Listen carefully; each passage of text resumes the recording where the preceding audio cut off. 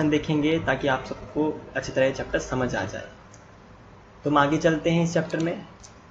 इस चैप्टर में हमें पढ़ना है केमिकल रिएक्शंस और इक्वेशंस के बारे में। सबसे पहले हम बात करें केमिकल रिएक्शन क्या होते हैं। तो केमिकल रिएक्शन, यहाँ पे मैंने एक रिएक्शन दे रखा है, H2 के मॉलिक्यूल टूट रहे हैं, O2 के मॉलिक्यूल टूट रहे हैं और मिलके बना रहे हैं H2 यानी वाटर को। ये हम आगे अच्छी तरह सीखेंगे, ये इमेज को हम ध्यान में रखेंगे। तो यहाँ पे केमिकल रिएक्शन जैसे हमें ऐसे लगता है कि जैसे कोई केमिकल रिएक्शन होता है तो उसमें धुआं निकलता है, या कोई टेस्ट ट्यूब में हम कुछ लेते हैं, तो वैसा जरूरी नहीं है। तो यहाँ हम देखते हैं, A chemical reaction is a process that occurs when two or more molecules interact to form a new product, and breaking of bond between atom produce new substance. अब कहा क्या है, इसमें कहा है कि केमिकल रिएक्शन वो होता है जब मॉलिक्यूल्स इंटरेक्ट करते हैं और टूट के नया प्रोडक्ट बनाते हैं। समझो यहाँ H2 था, H2 टूटा, H में मान लीजिए कि बॉन्ड ऐसे टूट गया, इसके बॉन्ड होता है बीच में H2, इसका बॉन्ड कैसे होगा H बॉन्ड से जुड़े हुए होते हैं, तो ये टूट गया। और ऑक्सीजन कैसे होता है O का बॉन्ड टूट गया। अब ये दो हाइड्रोजन एक ऑक्सीजन मिलके बना लिया H2O, ये दो हाइड्रोजन और एक ऑक्सीजन मिलके बना लिया दूसरा H2O। तो देखो जो पहले जो एलिमेंट कंपाउंड थे, मॉलिक्यूल थे, या फिर मॉलिक्यूल जो थे हमारे, वो मॉलिक्यूल टूट गए, ये क्या हुए, ब्रेक हो गए, टूट गए, और ब्रेक होके दूसरे के साथ कंबाइन हो गए, कोई दूसरे एलिमेंट के साथ कंबाइन होके एक नया प्रोडक्ट बनाया, न्यू प्रोडक्ट। ठीक है, तो इसमें हम क्या लिखेंगे, hydrogen breaks and oxygen breaks and then oxygen and hydrogen combine to give H2O यानी कि हमारा वाटर। तो यहाँ पे हमारा जो ये था केमिकल रिएक्शन। क्या होता है केमिकल रिएक्शन, एक प्रोसेस होता है जहां पे मॉलिक्यूल टूट के नए प्रोडक्ट बनाते हैं। इसको देखो, इसका जो एग्जांपल आपकी एनसीईआरटी की टेक्स्ट बुक में जो दे रखा है वह बर्निंग ऑफ मीथेन। मीथेन किसे कहते हैं, CH4 को। इसका दूसरा नाम क्या है, नेचुरल गैस। इसका दूसरा नाम है natural gas. CH4 + 2O2 gives CO2 + 2H2O। ये हमको इक्वेशन याद रखनी है, इसकी बैलेंसिंग करनी है। 2 कहां से आया, ये 2 कहां से आया, ये हम आगे सीखेंगे जब हम आगे चैप्टर को पढ़ेंगे। बर्निंग ऑफ मैग्नीशियम रोड बहुत इंपॉर्टेंट एग्जांपल है। मैग्नीशियम ऑक्सीजन से मिलेगा, जब भी ऑक्सीजन मिले इसका मतलब आप समझ लेना कि वहां बर्निंग हो रही है। मोस्ट ऑफ द टाइम यही होगा, अगर किसी इक्वेशन में ऑक्सीजन हमें रिएक्शन में ऑक्सीजन इन्वॉल्व है तो यानी कि वहां बर्निंग हो रही है। ये मोस्ट ऑफ द केसेस में होगा। फॉर्मेशन ऑफ ऑक्सीजन, देखो यहाँ पे जो ये ऑक्सीजन इसमें मिला, यहाँ पे बर्निंग नहीं कर रहा है, यहाँ पे बर्निंग नहीं हो रही है। इसलिए मैंने आपको कहा कि मोस्ट ऑफ द केसेस में ऑक्सीजन हो तो बर्निंग लेना है, बट सभी केसेस में नहीं हो सकता। तो फॉर्मेशन ऑफ जो वाटर है वो हमारा एक केस है। ये सारे एग्जाम्पल हमारे केमिकल रिएक्शंस के। आगे हम चलते हैं, आगे देखिए, आगे representation of A chemical reaction.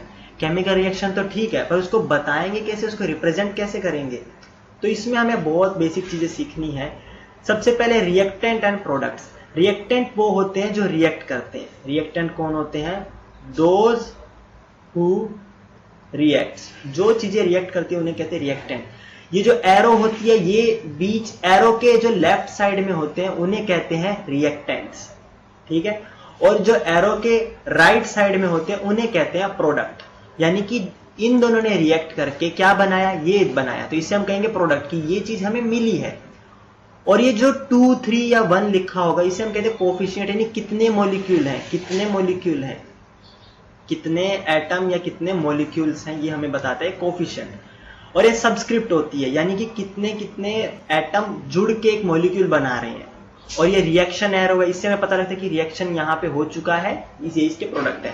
और जो स्मॉल लेटर जो ब्रैकेट में S लिखा है, G लिखा है, AQ लिखा होता है, या फिर L लिखा होता है, ये सब होते हैं फिजिकल स्टेट।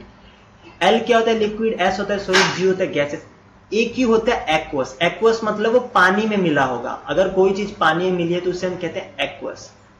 यहाँ पे reactant are consumed in a chemical reaction to make product. अब रिएक्टेंट कंज्यूम होते हैं। रिएक्टेंट क्या होते हैं, कंज्यूम यानी वो सब टूटते हैं, वो सब का उपयोग होता है, उनका उपयोग होता है क्या बनाने में, प्रोडक्ट बनाने में। प्रोडक्ट यानी जो हमें चीज चाहिए वो चीज बनाने में। तो यहाँ पे हमारा representation of A chemical reaction हमने देखा केमिकल रिएक्शन क्या होता है, केमिकल रिएक्शन को रिप्रेजेंट कैसे करते हैं। तो यहाँ हमने देखा कि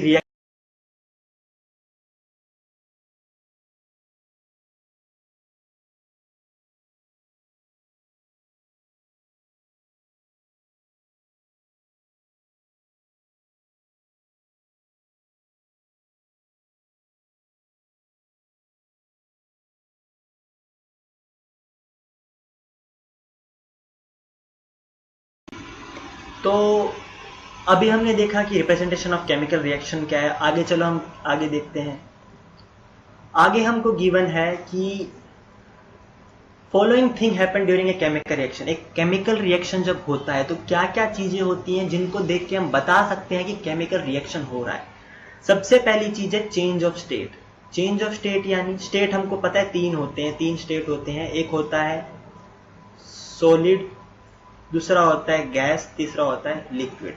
अब जब कोई चीज स्टेट में चेंज करे, सॉलिड से गैस बने, सॉलिड से लिक्विड बने, लिक्विड से सॉलिड बने, लिक्विड से गैस बने, ऐसे जब इंटरचेंज होगा स्टेट में तो हम कह सकते हैं कि वहां केमिकल रिएक्शन हो रहा है। देखो H2 हाइड्रोजन गैस था, ऑक्सीजन गैस था, दोनों मिलकर क्या बनाया, वाटर बनाया यानी H2O।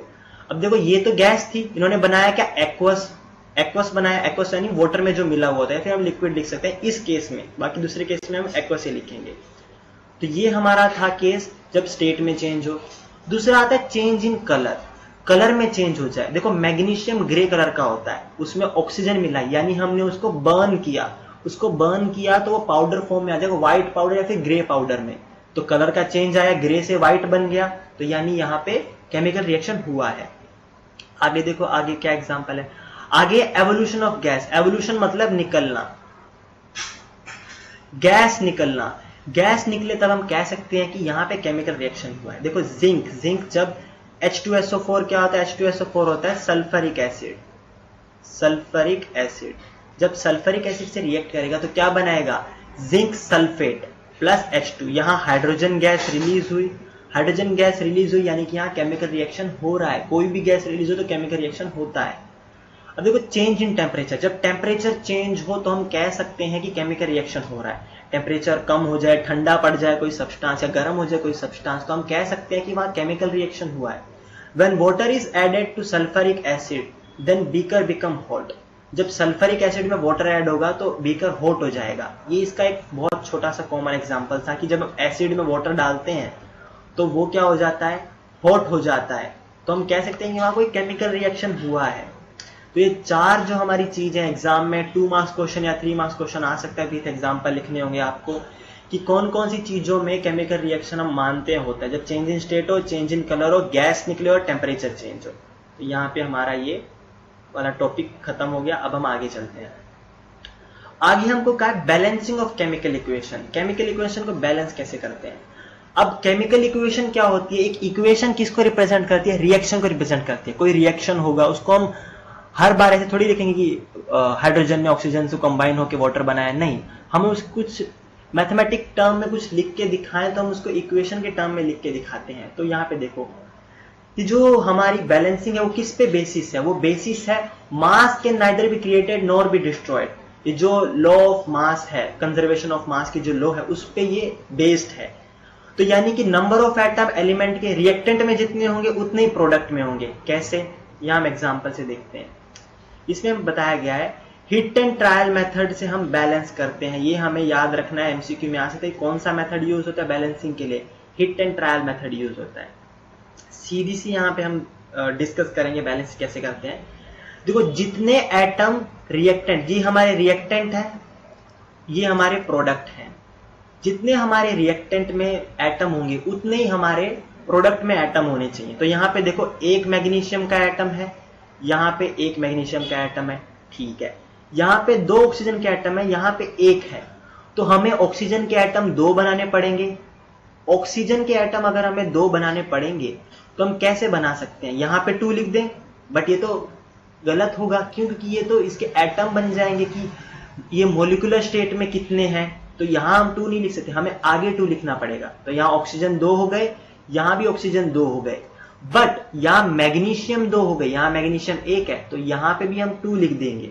इसके आगे हम जब भी चेंजेस करेंगे हम आगे चेंज कर सकते हैं, पीछे नहीं कर सकते। तो देखो इसका परफेक्ट फॉर्मूला क्या बना, 2mg + O2 gives 2mgO। 2 magnesium के एटम, 2 मैग्नीशियम के एटम, 2 ऑक्सीजन के, और ये 1 यहाँ मल्टीप्लाई बाय 2, तो यानी ये 2